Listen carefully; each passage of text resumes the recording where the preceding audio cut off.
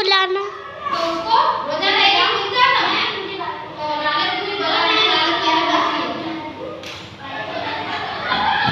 देखो एक बात सुनो, एक हाथी और एक हलवाई रहता था एक गांव में।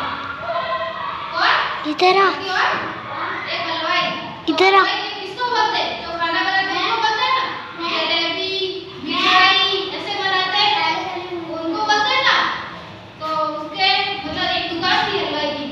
तो हाथी और हलवाई दोनों हरीशे को मित्र थे, अच्छे दोस्त थे। हरीशे को तो फिर उसने रोजाना वो हाथी उसकी दुकान पे आता था।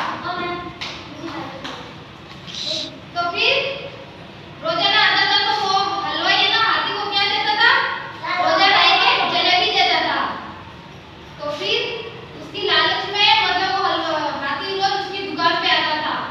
तो फिर एक दिन क्या हुआ, हलवाई कहाँ गया था, तो फिर हलवाई का बेटा दुकान पे आया था।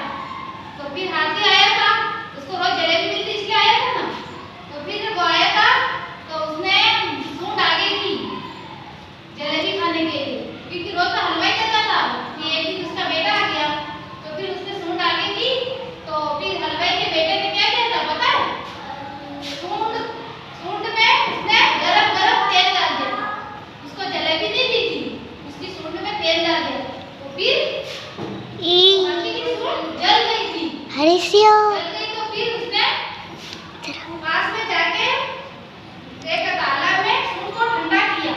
गरम जल गई थी ना, ठंडा किया। फिर उसने कीचड़ सूंड में कीचड़ भर के फिर उसको जलेबी की दुकान थी ना, मिठाई और जलेबी की दुकान पे उसने कीचड़ सूंड में कीचड़ भर के सारी मिठाइयों में कीचड़ डाल दिया था।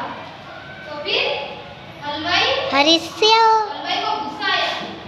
तो फिर उसने बोला कि मेरी मिठाई आपने बहुत खराब कर दी सूंड में डाल के पानी में।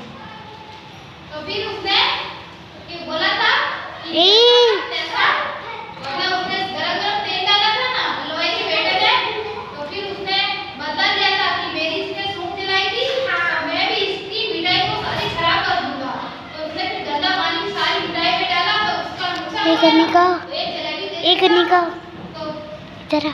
रोज उसका पापा देते थे ना, उसने तो फिर हाथी ने सोचा कि जैसा